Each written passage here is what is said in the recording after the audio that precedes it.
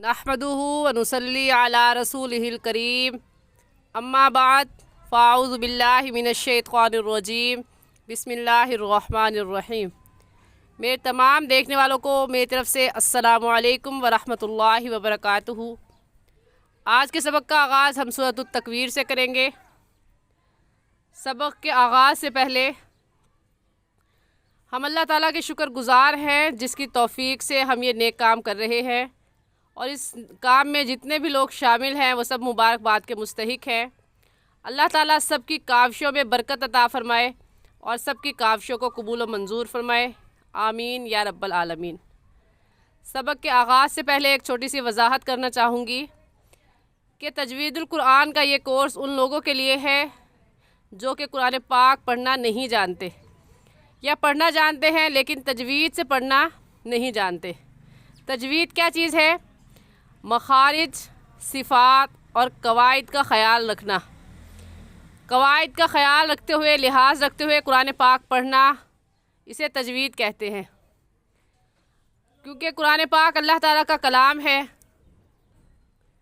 अल्लाह रब्बुल इज़्ज़त ने हज़रत जिब्राइल अलैहिस्सलाम के ज़रिए हज़रत मोहम्मद सल्लल्लाहु अलैहि वसल्लम पर नाजिल किया, तो कुरान पाक को हमें उसी तरीके से पढ़ना चाहिए जिस तरह हज़रत मोहम्मद सल्लल्लाहु अलैहि वसल्लम ने पढ़ा और पढ़ाया। हम चूँकि अजमी हैं और कुरान पाक अरबी में है, तो हमें कुरान पाक सीखने के लिए थोड़ी सी मेहनत की ज़रूरत है। और आप सल्लल्लाहु अलैहि वसल्लम ने इरशाद फरमाया, मल्लम यतगन्ना बिलकुरआनी फलैसा मिन्ना। तर्जुमा के जो शख्स कुरान पाक को खुश इल्हानी यानी अच्छी आवाज़ से ना पढ़े वो हम में से नहीं है। और सिर्फ़ अच्छी आवाज़ से पढ़ना भी काफ़ी नहीं है, अगर हुरूफ के मखारिज सही ना हो, हुरूफ की सिफ़ात दुरुस्त ना हो, तजवीद के कवायद में गलतियाँ हो, तो सिर्फ़ अच्छी आवाज़ को होना काफ़ी नहीं है। इंशाअल्लाह बहुत ही सादा और आसान तरीके से हम आज का सबक पढ़ेंगे। सबक का आगाज़ करते हैं। अऊज़ु बिल्लाहि मिनश्शैतानिर रजीम। सूरतुत तकवीर मक्किय्यतुम बिस्मिल्लाहिर रहमानिर रहीम। इज़ा शम्सु कुव्विरत। कुव्विरत में जैसे बग़ैर वक़फ़ के हमने पढ़ा कुव्विरत, ऐसे ही वक़फ़ की सूरत में भी कुव्विरत ही पढ़ेंगे, क्योंकि वक़फ़ के कायदों में से एक कायदा ये भी है कि जब भी हम किसी आयत पर वक्फ़ करेंगे तो उसके आखिरी हर्फ को साकिन कर देंगे, और यहाँ पर आखिरी हर्फ पहले से ही साकिन है तो उसको ऐसे ही पढ़ा जाएगा जैसे वो लिखा है। तो ऐसे पढ़ेंगे, इज़ा शम्सु कुव्विरत व इज़न नुजूमुन कदरत।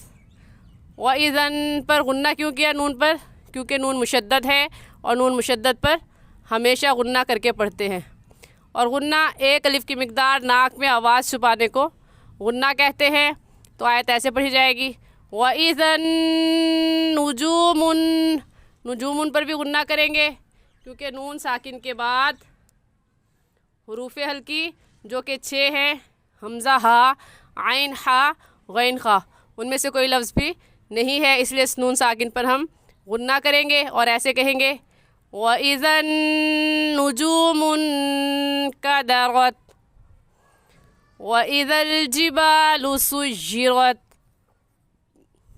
व इज़ल इशारु उत्तिलत व इज़ल वुहूशु हुशिरत व इज़ल बिहारु सुज्जिरत।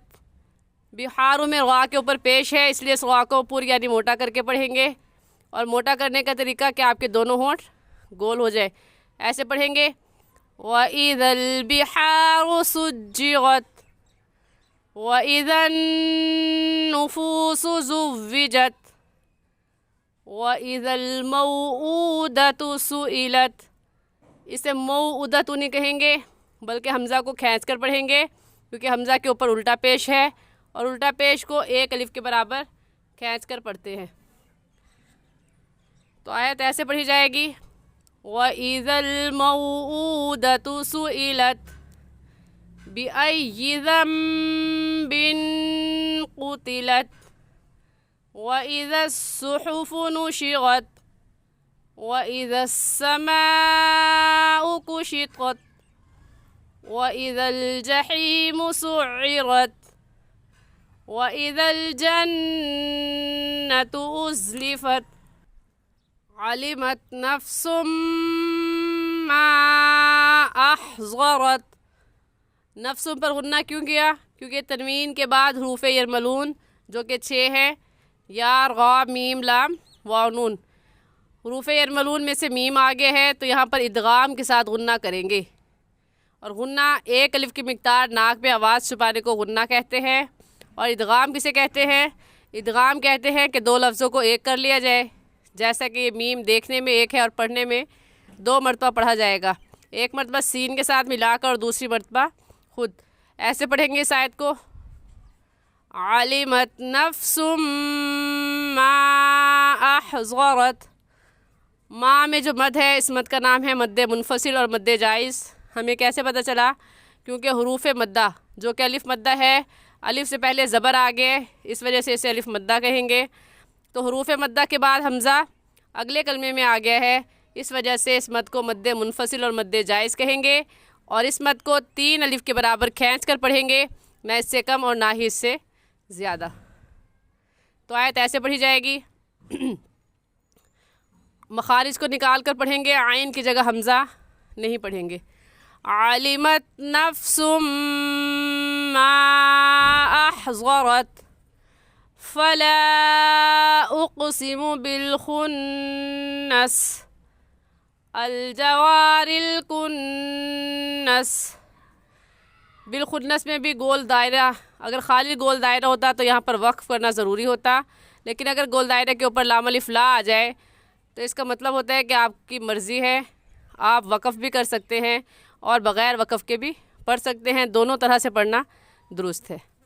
تو اگر ہم وقف کریں گے تو ایسے کہیں گے بالخنس الجوار الکنس، اور اگر ملا کر پڑھیں گے تو یہ آیت ایسے پڑھی جائے گی، فلا اقسم بالخنس الجوار الکنس واللیل اذا عسعس والصبح اذا تنفس انہ لقول رسول کریم ذی قوة عند ذی العرش مکین۔ ذی قوة پر غنہ نہیں کریں گے کیونکہ اس تنوین کے بعد حروف ہلکی جو کہ 6 ہیں، حمزہ ہا، عین ہا، غین خا، ان میں سے عین آ گیا ہے، اس لیے اس تنوین پر غنہ نہیں کریں گے، اور ایسے پڑھیں گے ذی قوة عند، عندہ میں کریں گے کیونکہ نون ساکن کے بعد حروف ہلکی جو کہ 6 ہے، حمزہ ہا، عین ہا، غین خا، ان میں سے کوئی لفظ بھی نہیں آیا، اس وجہ سے اس نون ساکن پر غنہ کریں گے، اور ایسے پڑھیں گے آیت کو ذی قوة عند ذی العرش مکین۔ عرشی میں را ساکن ہے، تو را ساکن آ جائے تو اس را ساکن سے پہلے والے لفظ کے اوپر دیکھیں گے کہ کون سی حرکت ہے، تو یہاں پر غا ساکن سے پہلے والے لفظ کے اوپر زبر ہے، تو اس وجہ سے اس غا ساکن کو پر یعنی موٹا کر کے پڑھیں گے، اور موٹا کرنے کا طریقہ کہ آپ کے ہونٹ گول ہو جائے، ایسے پڑھیں گے عند ذی العرش مکین مطاع ثم امین۔ اکثر حضرات بے دہانی میں ثمہ کی جگہ سما پڑھ جاتے ہیں، جو کہ غلط ہے، یہ سما نہیں ہے بلکہ ثمہ ہے، سا کے زبر کے ساتھ، مطاع ثم امین وما صاحبکم بمجنون۔